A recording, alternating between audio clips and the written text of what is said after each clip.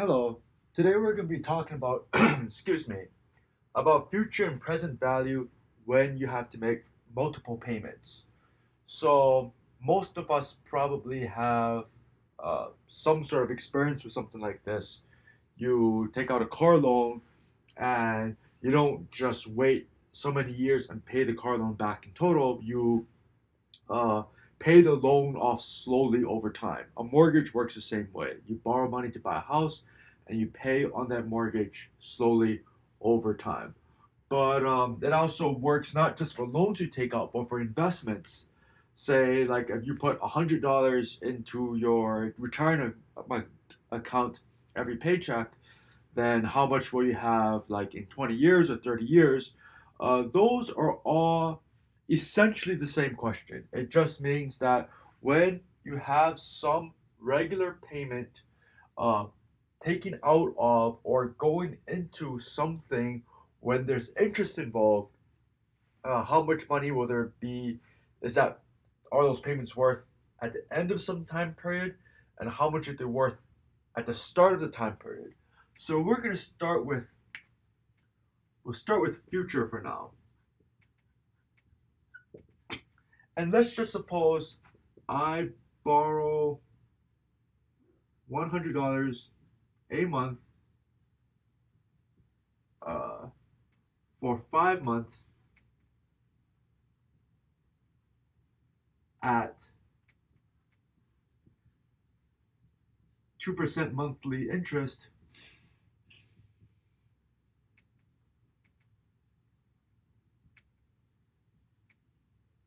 How much do I owe in 5 months? Well, if you were to just borrow the $100 and that was it, it would be pretty easy to calculate how much you would owe after 5 months. And if there weren't interest, then it would just be $500, right? If you're not being charged interest, we could just add those up. But let's see why this is a difficult problem, or at least a complicated enough problem worth pondering and spending time on. So let's say in each of my 5 months, month one, month two, month three, month four, month five, I borrow $100 each of these months. And we want to know the question here is how much do I owe then?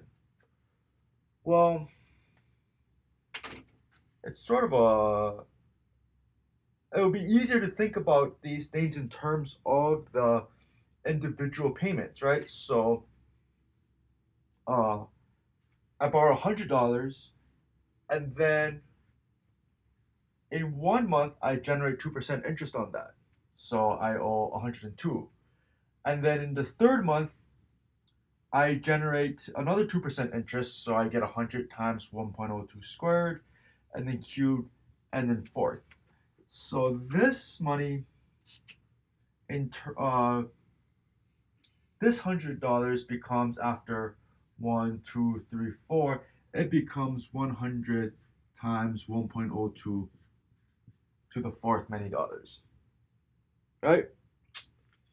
Now, let's see. All right, here we go. My second bit of money, this $100 I borrow, it manages to grow 3 times.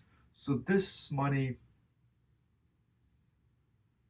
hops 3 times here, and now it's worth 100 times 1.02 cube dollars, right? So the money I borrowed in the first month grows to this amount in debt. The money I borrowed in the second month grows to a lesser amount, right?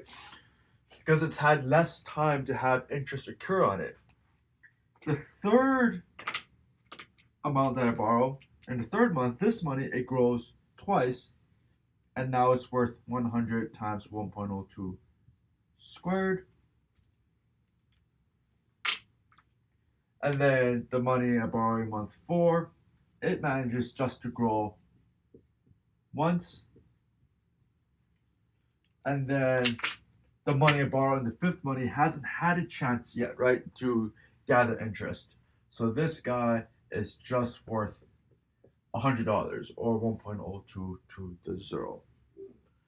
And so this is, I can add all of these up together and I could get the amount that I owe, but we could see why this could become an extremely annoying problem, right? Um, Certainly, with only 5 months involved, it's not so bad to take a look at this. But what if you did this for 30 years and you had 360 months to deal with? How are you going to handle that? You're not going to want to sit there and add up all 360 values. And a lot of the things that we care about do take place over that time frame. There are 20, 30-year mortgages. Car loans are 5 to 10 years sometimes, and that's hundreds of compounding periods, and you don't want to take those sums the way they are. So the question is, can I find a formula for adding together things like this? Now, um, in this case, the sum I'm trying to add together is 100 to 1.02 to the 0 plus 100, 1.02 to the first, 100 plus 100, 1.02 squared plus 100, 1.02 cubed plus 100, 1.02 to the fourth, which is equal to 100 times, and then I can factor out the 100, and I'm just left with this sum of exponents here.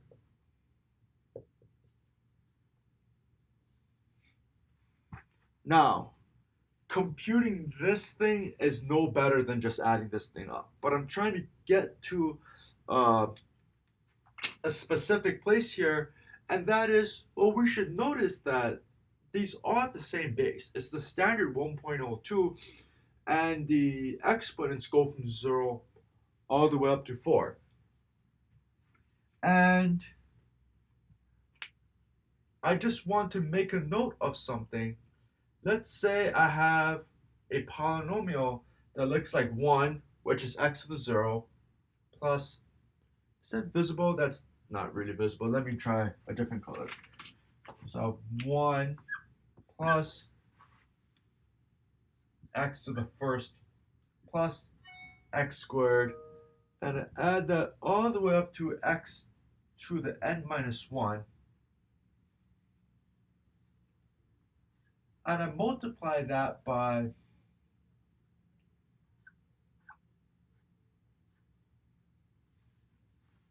x minus 1, what's gonna happen? So I'm trying to keep this separate from what's happening here, but we could see why this corresponds to this. My 1 is like my 1 here, 1.02 to the 0 is 1. Then I have that thing to the first, that thing to the second, and so on, that thing to the fourth. And 4 is our 5 months minus 1, right? So we could see how we can get from this to that. And if I multiply that by x minus 1, what I get is all these things multiplied by x. So x plus x squared plus x cubed plus dot dot dot all the way to x to the n minus 1 times x, which is just x to the n. And then I subtract 1, subtract x to the first, subtract x squared, subtract dot dot dot, subtract x to n minus 1. Now this minus x to the first and that x are going to cancel. This minus x squared and that x squared will cancel. There will be an x cubed here, an x cubed here that cancel. This minus x to n minus 1 over at the end, this over here will cancel. And the only thing you're going to be left with is x to the n minus 1. So this thing is equal to x to the n minus 1. So that must mean that 1 plus x to the first plus x squared plus dot dot dot dot x to the n minus 1 is equal to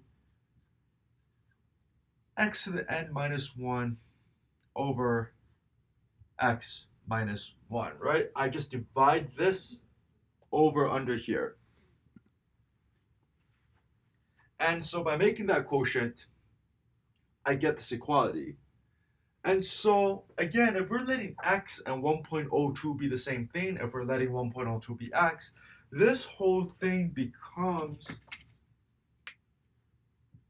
100 times 1.02 to the fifth, right? Because of the 5 months, minus 1 over 1.02 minus 1. And this is a lot less to calculate, but more importantly, we could see how this will generalize to a broader situation. So instead of all this noise, let's say I borrow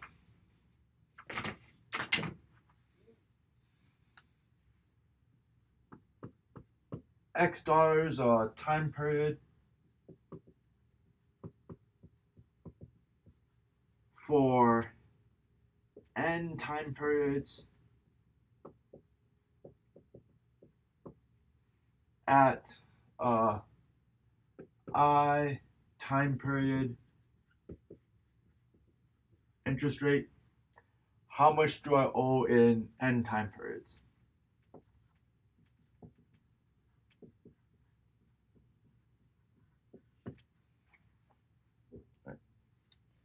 Well, your future value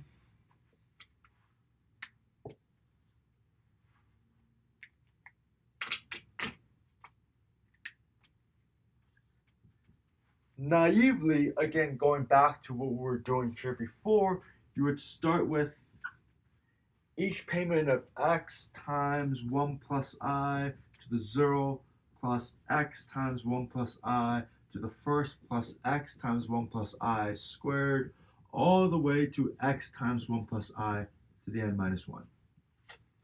Right. And you can factor out an x, and then you get 1 plus I to the 0 plus 1 plus I to the first plus dot dot dot plus 1 plus I to the n minus 1. All agreed? Yeah, this whole thing, then what? What do we do here? Well, we could have treated these things just like we treated x over here. So this whole noise gets rewritten as x times 1 plus I to the n minus 1 over 1 plus I minus 1, which simplifies to x times 1 plus I to the n minus 1 over this 1 and this negative 1 cancel, and you're just left with I. Now, a formula like that is infinitely easier to work with than taking out some crazy sum like we were doing before. So, if I wanted to extend this to something that goes beyond this and say,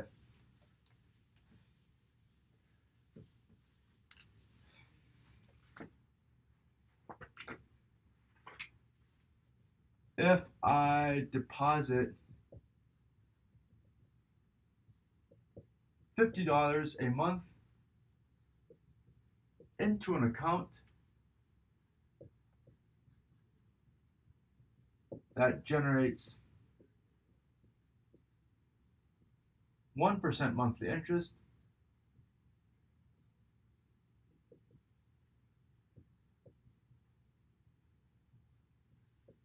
for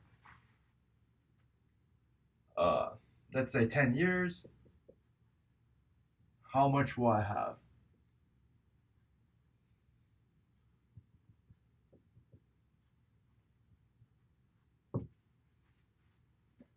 Well, according to our formula here, our future value here will be equal to the $50 every month that I put in, right? We should go ahead and label these. This $50 are regular payments. That's my X, my regular payment. I have 1% monthly interest. And 10 is not exactly my N, is it? It's 10 years, but everything else is in terms of months. So this is 360 months. Sorry, 120 months. So $50 a month times 1.01 to the 120 minus 1 over 0.01. And that's not so bad to go into a calculator or onto decimals or something like that. And in another video, I'll show you guys how to use the decimals calculators on my website to do that computation much more easily. But you can see that that would not be a hard thing to figure out at all. All right, so that's for future value. What about present value?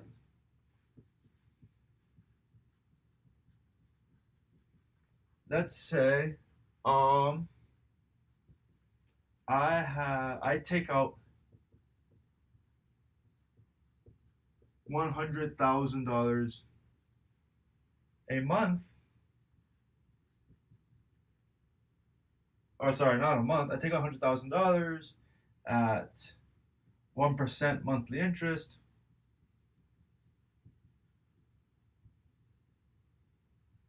And I want to pay it back, pay it off in, let's say, 20 years. How much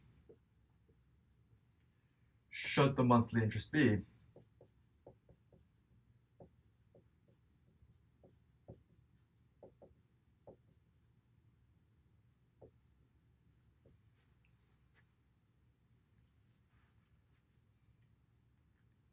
Well, this is slightly different than what we're doing here, right? This S value told you how much money you're going to have in the future, but this $100,000 isn't in the future, right? It's today.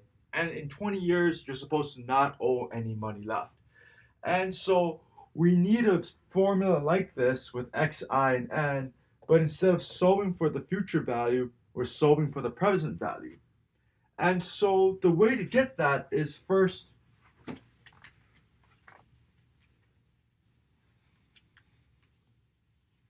let's remember that we did in fact come up with this formula.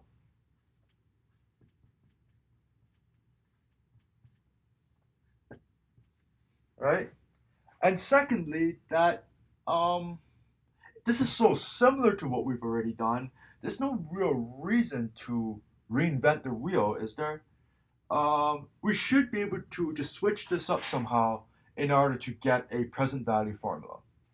Well, we do have a relationship between future value and present value, and that is that the future value is the present value times 1 plus I to the n. Right? This is from the compound interesting stuff we did before. So think about it. $100,000 now. If I just sat on it and waited, what is it, 20 years? That would be a huge chunk of change, right? And that chunk of change would be the future value, and that future value would be equal to some amount of regular payments. That future value is the same as our present value, and so whatever that chunk of change is for that mysterious future value, it should be the same as for this 100,000 present value. Another way to think about it is, let's see, I have enough space here, right? In my first example, I showed how you could jump this thing forward and it would grow. You could jump that thing twice and it would grow. you can jump this guy once, and its value would grow, and then this guy doesn't jump, right? Conversely, this guy could not grow. This guy could shrink once. This guy here could shrink twice. And our last piece here could shrink 3 times. And that would give you the present value of everything, right? So instead of increasing by 1.01 to whatever power, you're decreasing it by that amount. You're dividing out by that amount. But either way, we should be able to combine these things and get an x value in terms of p instead of for s. So the first thing we want to know is if I have these two statements, I can automatically set up an equality. P times 1 plus I to the n is equal to x times 1 plus I to the n minus 1 over I, right? And all I've done was replace this here, put that there. All right, now I'm almost there, right? I already have a p. Everything else is 1 plus I to the n's and whatever. So I could divide both sides by 1 plus I to the n.